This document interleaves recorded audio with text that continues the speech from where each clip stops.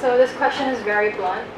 What are your intentions for running? A lot of people see being a Kasamahan board as something prestigious, especially with as big of an org as Kasamahan. How do you plan to show membership that you're here for membership and Kasamahan as a whole, and not just for yourself, especially since the position emphasizes community?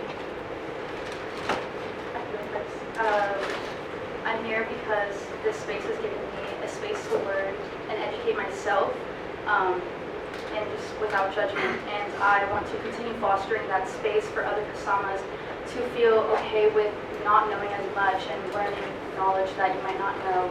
And just holding an open space and open ears to listen and to just be there for everyone. For me, I've never had a community like this before, something that centers around my culture, and to be around such like-minded individuals, it's made me like a better person, I would say. Like, just being around like my family line, being around PCN, being around you guys, it has helped me just become a better person. And for the future, I just want other people to have that space with them, to have a place to explore themselves, a place to feel safe, a place to see the past and see themselves in the future. While past Kappa CDs have held opinions that are seemingly progressive or liberal, all of our Kasamas hold differing opinions and differing political opinions, especially with the United States presidential elections coming up. How will you ensure that all Kasamas' opinions are taken into consideration, even if they do not necessarily align with your personal values? As I've said before, I want to make a space where people are able to freely express themselves and say their thoughts without having judgment cast upon them. And again, we don't have to always agree with one another, but we have to commit to being on that table, to having those conversations. And I feel like as Kappa CD, we have to serve as the mediators to make sure that we do make those safe spaces happen. And we want to make people comfortable, and that's all with Kasamahan, because it's with community and making sure that we are family. As Mara was saying, like fostering an open space for people to just voice their opinions, no matter what side you are on, especially with the upcoming U.S. election. It's important to hear all sides and just vote in general, no matter what side you are voting for. And so, like, creating interpersonal connections with one another so people feel comfortable, like, speaking about their opinions, no matter how different they are.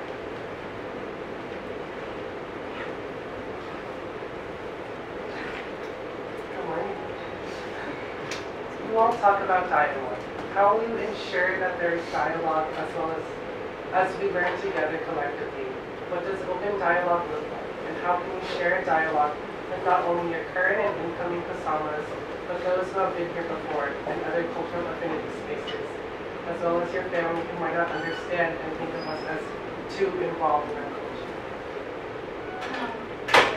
Having open dialogue, one of my ideas was having open workshops where everyone can speak and just learn together, and anyone can speak their ideas, and just opening the space up for everyone to talk, just having open dialogue and listening to all the ideas that everyone has to say, and again, creating those personal connections to have a safe and brave environment for everyone to feel welcome in this space.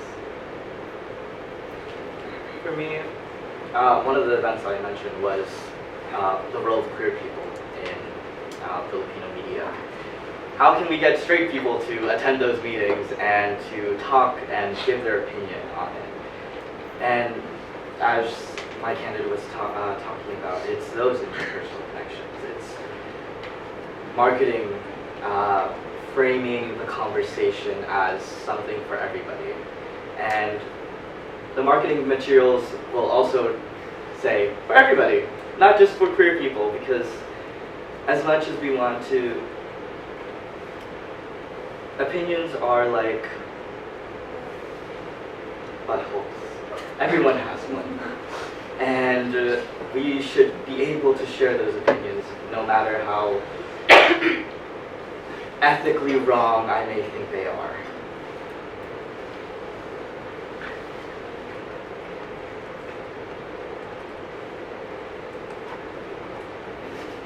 Sorry. Okay, Oh, how will you ensure that your moral conflicts will not influence the informational material that you present to this org? Yeah, so staying unbiased, obviously, as Kappa CD is very important. So obviously hearing both extremes and coming to a conclusion that is unbiased and in the middle, obviously takes a lot of research and time and learning. But yeah, just looking at both sides and coming to a conclusion where it is unbiased. I think we truly can be unbiased. There's always going to be something implicit about us leaning towards one side, and as much as we want to be as robotic as we want to, we have to put our soul on the line, our hearts and our personalities into this conversation. And we are mediators as Kappa CD. And that has to not only, we're not going to support like extreme, like murder or anything like that. Right. But we're gonna make sure that we have de-escalation tactics. I was trained as a social worker, so I do have de-escalation tactics. So our conversations are tame, and they aren't screaming matches between people.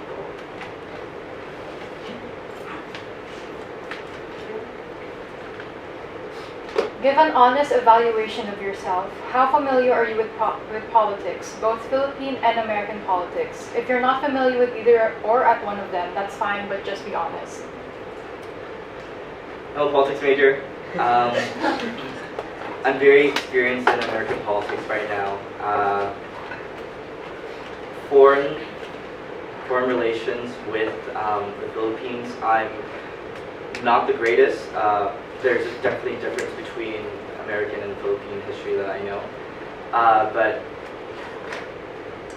there's knowledge there. And I'm very much more willing to read up and get information on sprucing up my Filipino history and knowledge.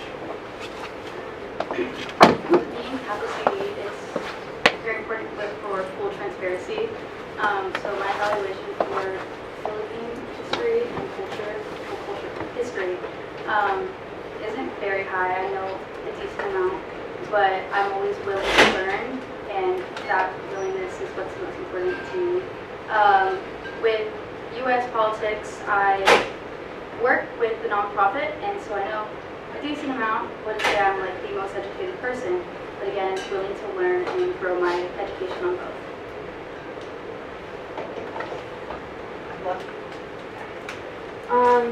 This position touches on heavy topics that can often take a toll on your mental health. Not only social and political issues, but community issues highlighted through the anonymous mailbox submissions. What will you do to manage the stress that this position comes with and ensure that you will not develop a resentment for this space after your term?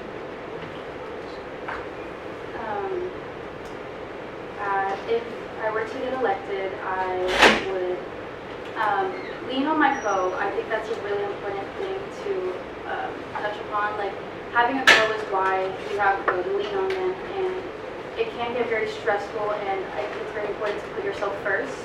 And I know it's hard to put yourself first when you have a role and what's expected of you, but again, putting yourself first, being fully transparent, and communication with your co and your fellow Kasamas and Igor, I think is really important.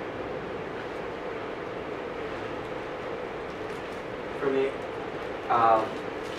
whenever times get heavy, whenever finals seasons come around, I have a therapist, and I'm not ashamed to say that I go to therapy. And I think it's very stigmatized whenever we have to ask for help. And even with our culture, it is hard to ask for help sometimes. And I think, as my candidate was, as my opponent was saying, it is important to lean on other people, not only our co, but with our family. if I were to be elected, I want to show off that we are a family. We are able to lean on each other, and we are able to confide in each other. And I never want to grow resentment towards Kasamahan because it is such a special place in my heart. So all we have to do is put a little effort into reaching out for others.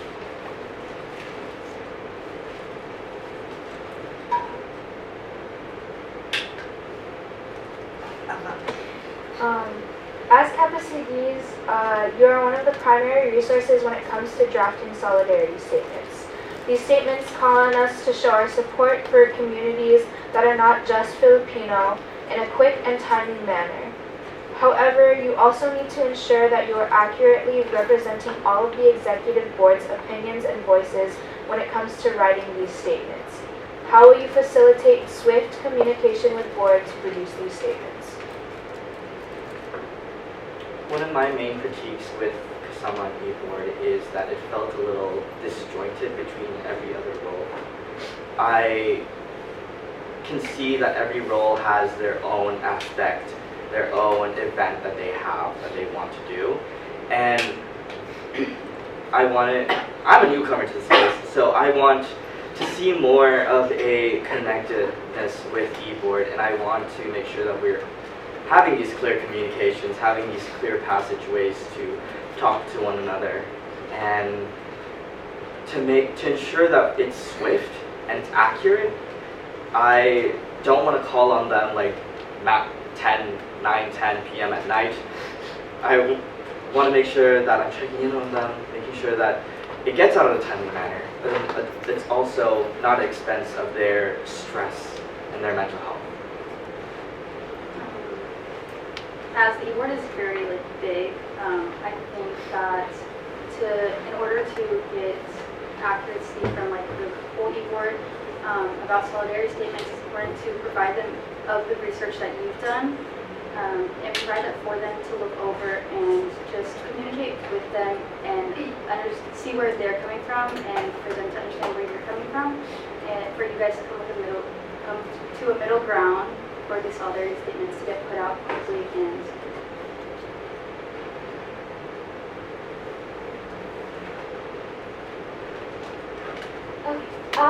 so y'all know Brandy Sanyo. She was one of our coaches. She also was first year rep at Kappa Sigma a few years ago. And a statement that she once said that I often referred to in my term and that I still refer to was, when you choose to identify with a culture, you can't be selective about it. So just kind of narrating on that statement, what does that statement mean to you, and what role does it play in your mission and your values that you bring to this position? You need to repeat it, let me know. I think each and every culture, I'm so sorry, but each and every culture has its ugly parts, and as much as we want to only share the beauty, the love within our community, there is some trash. There is some things that we can't always agree on. There is some things that, there's conversations that happen throughout the line that are hurtful towards us, that are toxic towards us. And I feel like I learned a lot about that through Skit Committee this year.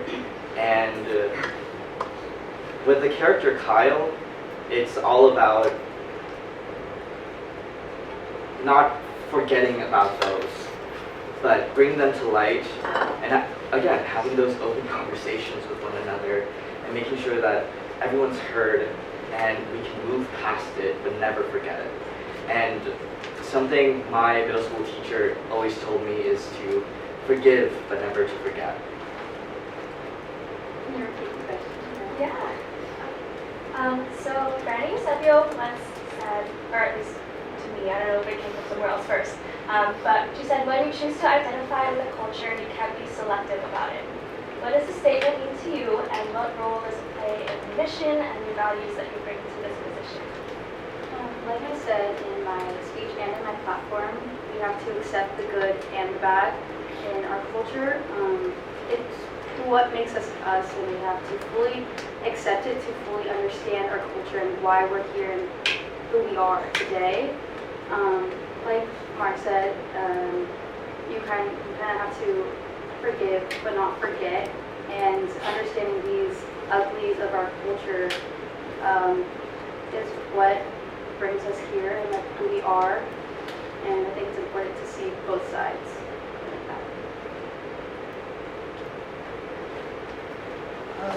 We have time for one more question.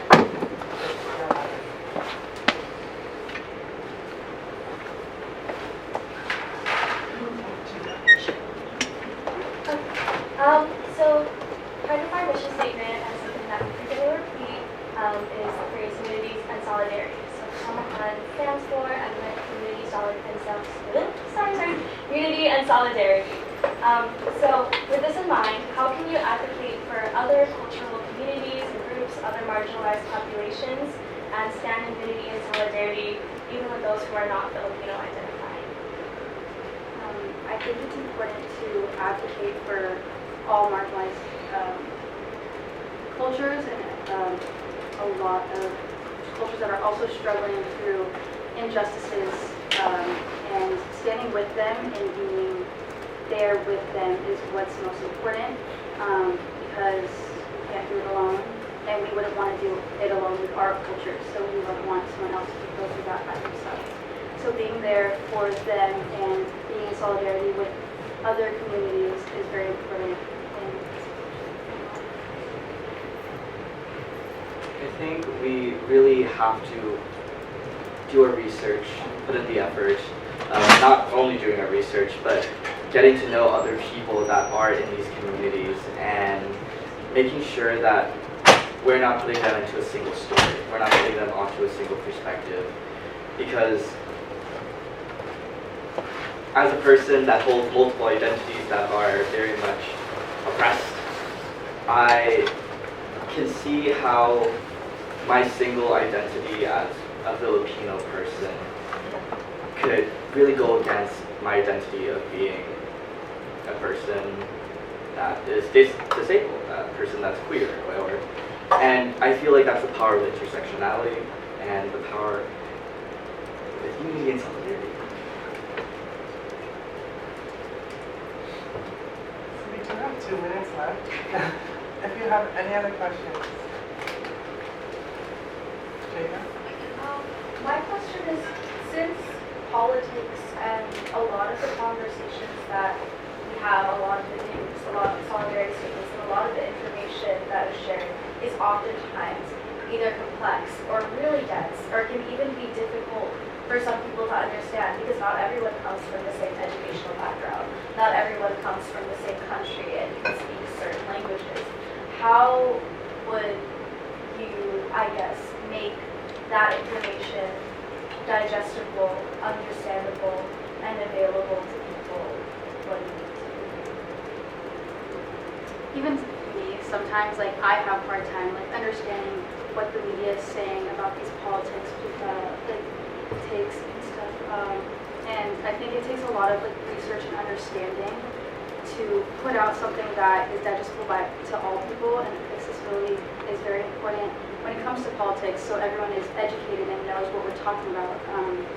So yeah, just taking a lot of time to research and putting the time to make it easier to